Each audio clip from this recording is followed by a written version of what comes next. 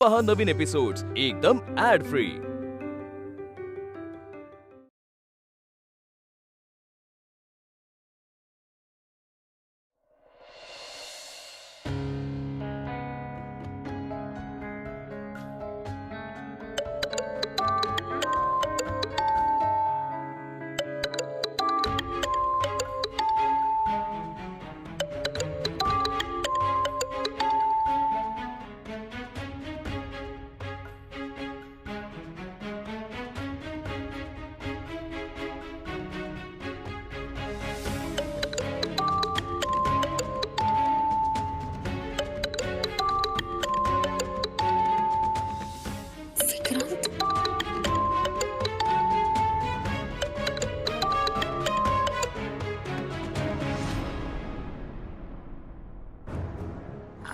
Hello hello, काय आहे? मी बोलतोय विक्रांत। कशी आहेस? का फोन केलाय तुम्ही? आरती प्लीज इतकं तुटक नको ना बोलूस। मी तुझी माफी मागायला फोन केलाय। हो पण का? का म्हणजे मी चुकलोय आणि त्याचा सगळ्यात जास्त मनस्ताप तुला झालाय। हे बघ आरती, मला ना इतर कोणाचंच इतकं वाईट नाही वाटलं, पण मला माहितीये की तुला तुला खूप त्रास होतो या सगळ्याचा। माझ्यामुळे तुला त्रास झालाय आणि म्हणून मला तुझी माफी मागायची। खरंच मनापासून सॉरी। मी ठेवते फोन। आरती एक मिनिट, मला तुला एक सांगायचंय। काय? आपल्याबद्दल माझ्या दादाला कळलंय सगळं। आपलं काही नाहीच आहे। हो पण त्याला माहित नाहीये ना की आपल्यात काही आहे की नाही। दादा कदाचित तुला बोलेल त्याविषयी। त्याचं वेड्यासारखं प्रेम आहे का माझ्यावर, जसं जसं माझं तुझ्यावर आहे। लहानपणापासून त्याने खूप जपलंय मला। खूप खूप काळजी आहे त्याला माझी। आणि मी हा वेडेपणा केल्यावर खूप बिथरलाय तो। त्यामुळे तो आता काही करू शकतो, कोणाला काही विचारू शकतो। आरती, दादानी जर का तुला काही विचारलं तर तू प्लीज त्याचा राग मानून घेऊ नकोस। मी ठेवते आता फोन। आरती आरती ऐक ना, एक रिक्वेस्ट आहे प्लीज। तुम्ही काहीही बोलू नका प्लीज। थांबा आता। आरती प्लीज एकदा भेटूया ना आपण। हे बघ, तुला हवं तर तू होकार नकार काहीच देऊ नकोस। नो प्रॉब्लेम, फक्त मला व्यक्त होऊ देत ग। भेटून बोलू दे मला। आय प्रॉमिस, मी यापुढे तुला कधीच त्रास देणार नाही। तुम्हाला कळत नाहीये का? खूप त्रास होतोय मला या सगळ्याचा आता। आरती आरती ऐक ना। आरती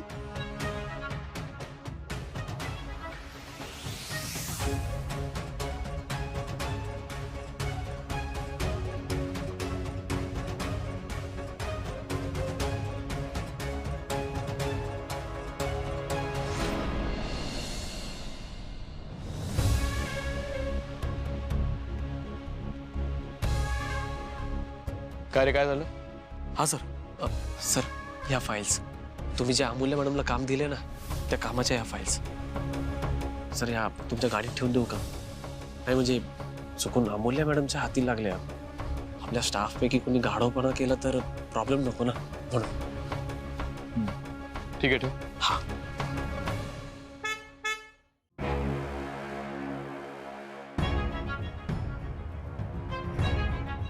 सर, ठेवल्यात फाइल्स, येतो मी।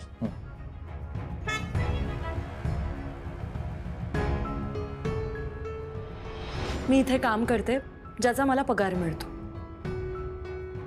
कामाचं बोलायसाठी कधीही बोलव, मी येईन। पण ऑफिसमध्ये पर्सनल विषयावर बोलायचं नाही असा नियम आहे।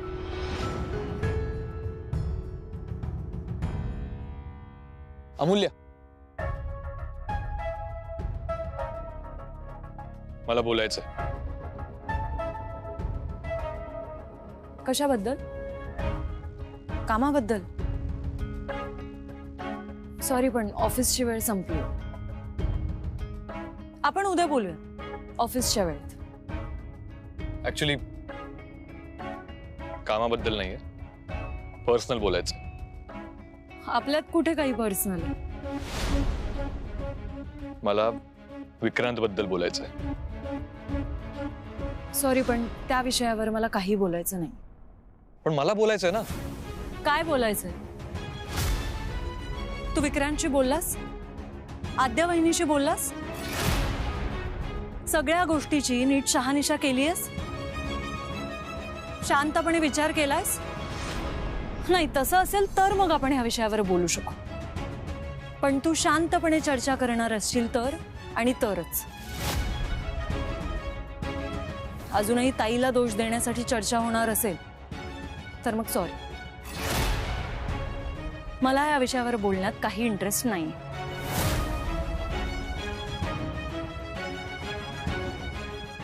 बाय.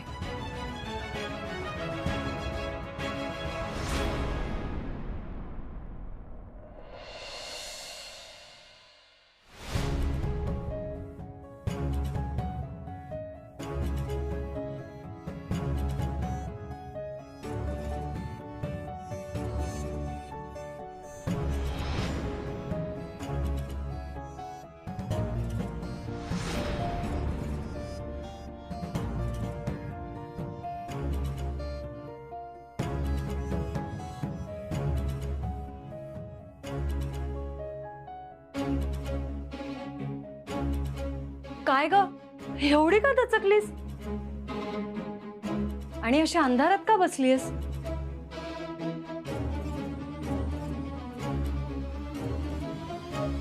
काय ग?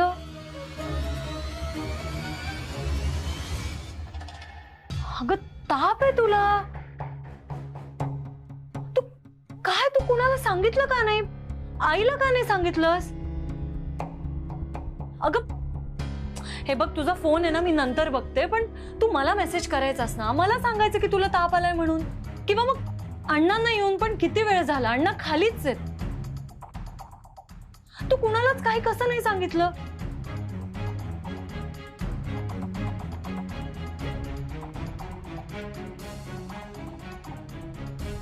विक्रांतचा फोन?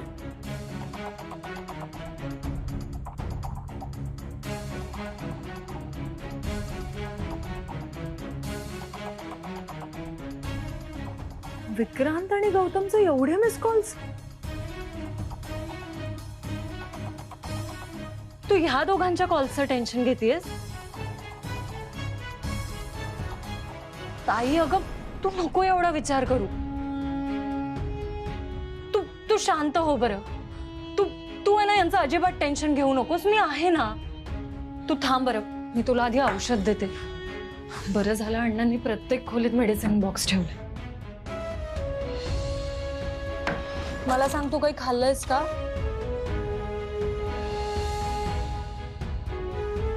हे घे.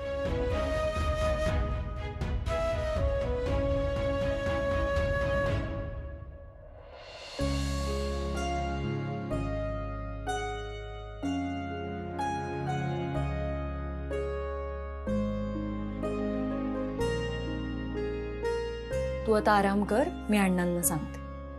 मला सोडून नको जाऊस ना अमूल्य. ताई अगं हे बघ, मी कुठेही जात नाही. मी इथेच थांबते. हा, तू ये बरं इथे. अशी पड. हो खाली.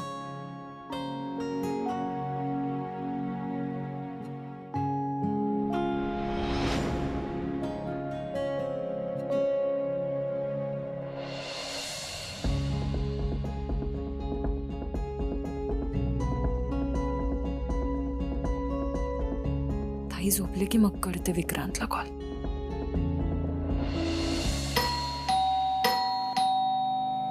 अरे आलात तुम्ही? येस आले.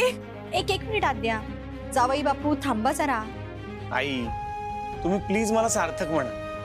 अहो मान आहे तुमचा तो, आणि मांडव परतनीसाठी तुम्ही स्वतः येणार आहात. हे विहीणबाईंनी एक दिवस आधी फोन करून सांगितलं असतं ना तर छान वाजत गाजत स्वागत केलं असतं तुमचं मी.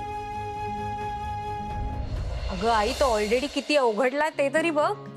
अगं गंमत करते ग. सार्थक काय नवीन आहे का माझ्यासाठी?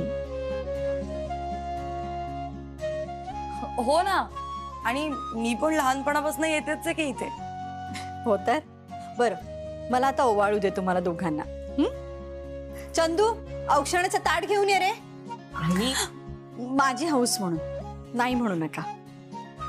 बरं. दे बरं, त्यांची बॅग घेऊन जा.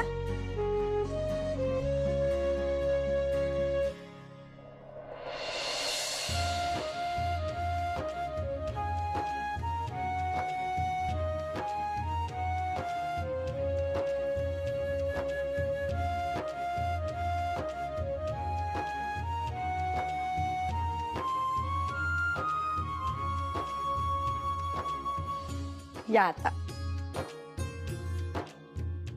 सुखी राहा. लवकरात लवकर नातीचा किंवा नातवाचा चेहरा बघायला मिळू देत नाही, असा आशीर्वाद मी पेंडिंग ठेवणार आहे. ही प्लीज. काय गंमत करते ग. मला माहिती आहे ग तुमचं काय ते प्लॅनिंग बिनिंग असतं. तर आता इथेच बोलत उभं राहणार आहात का? चला आतमध्ये या. हो. विक्रांत कुठे आहे? आणि वेदांत दादा नसेलच ना घरी?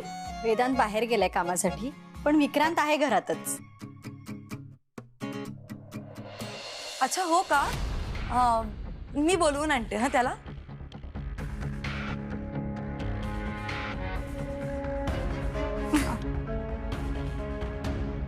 बरं, तुम्ही दोघं बसा, मी मस्त चहा करून आणते तुमच्यासाठी. हो. चल ये.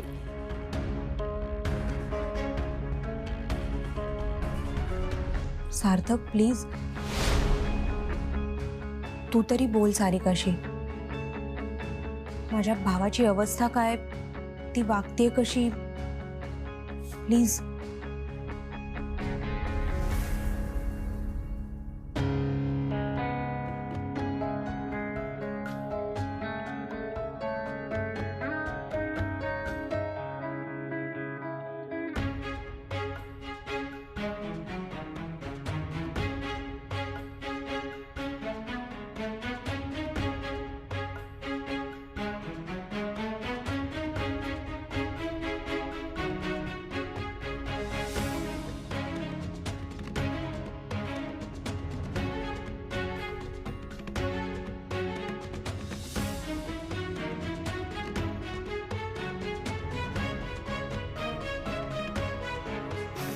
कोण आहे?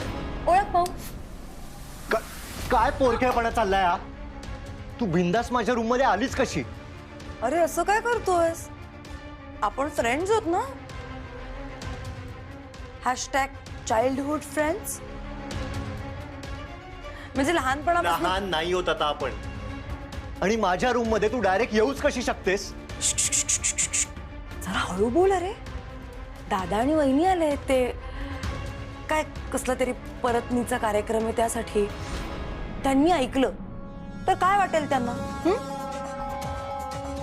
आपण दोघं भांडतोय किंवा आपल्या दोघांमध्ये काहीतरी बिनसलंय असाच फील येईल ना खाली.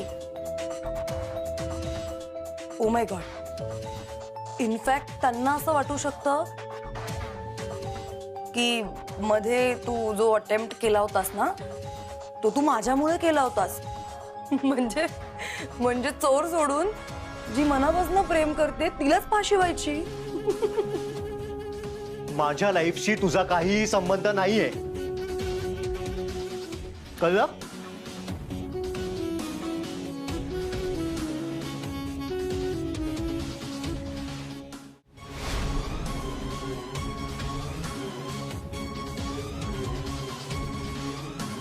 ओ डार्लिंग, तुला असं वाटत असेल, मला नाही वाटत. बघ ना, मी तुझी बेस्ट फ्रेंड आहे, म्हणून तर तुला समजावण्याचा प्रयत्न करतेय ना. आता मला सांग, तू जे काही केलंस ते कोणासाठी केलंस हे आपल्या दोघांना माहिती आहे. पण तुझ्या आईला नाही ना माहिती.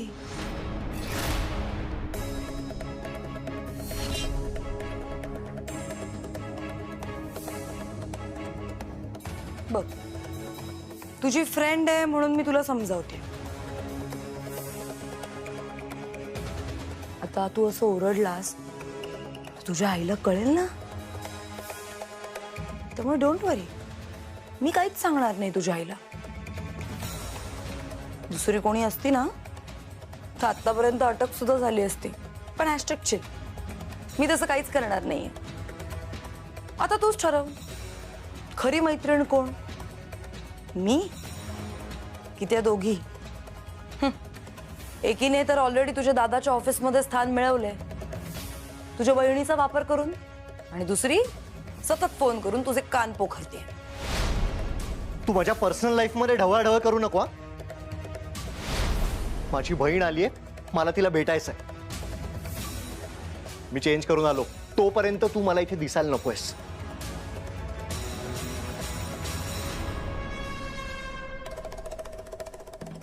मी का जाऊ?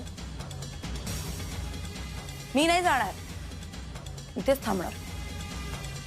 दोघांनी एकत्रच खाली जायचं.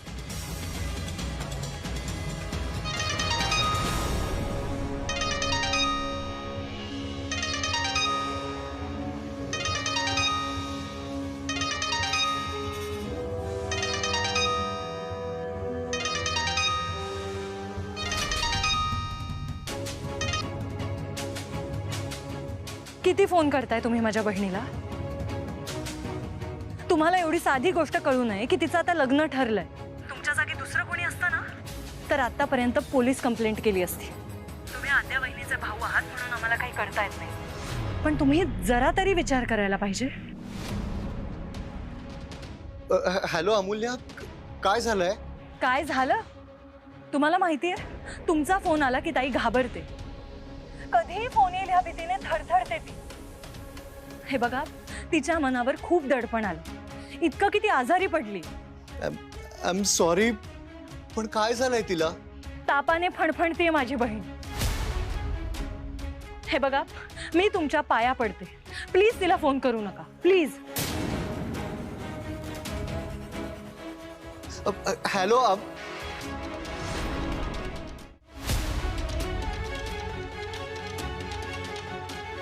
R you okay? No, I am not okay. तुला कोणी सांगितलं हा फोन घ्यायला? काय समजतेस काय तू स्वतःला? नाही, मी तुझ्या प्रश्नाचं उत्तर देते, पण आधी तू मला एक गोष्ट सांग. ती अमूल्या तुझा एवढा इन्सल्ट करतेय, तरी पण तू तिच्या बहिणीच्या मागे मागे करतोयस अजूनही? तू माझ्या फोनला हात का लावलास? हे बघ, मी मुद्दामून नाही लावला. फोन वाजला, मला काय माहित कोणाचा फोन होता आणि कोण काय बोलणार आहे. अमूल्याचा आवाज ऐकला तेव्हा मला कळलं की तुला सत्य कळलं पाहिजे. मला एक सांग, त्या आरतीसाठी एवढी मोठी स्टेप घेतलीस तू, पण तरी तिची बहीण ती तुलाच ऐकवतेय. नाही म्हणजे तू मरणाच्या दारात उभा होतास, पण तरीही तुला एकदा सुद्धा ती भेटायला किंवा तुझ्याशी बोलायला नाही आली. सांग ना, आली? मी सांगते ना, येणारच नाही. Come on Vikrant, just grow up. माझ्याकडे बघ, तू मला एवढं बोलतोस पण तरीही मी येते. तू सतत माझा इन्सल्ट करत असतोस पण तरीही मी येते. आता का हे मी तुला सांगायला नको. हे बघ, ती आरती वेस्ट ऑफ टाइम आहे. प्लीज विसर तिला. तू मी आहे ना. अँड यू नो व्हॉट, माझे पप्पा आहेत ना, ते आपल्याबद्दल बोलणार आहेत वेदांशी. काय आपण बोलत बसलोय, चल खाली जाऊया.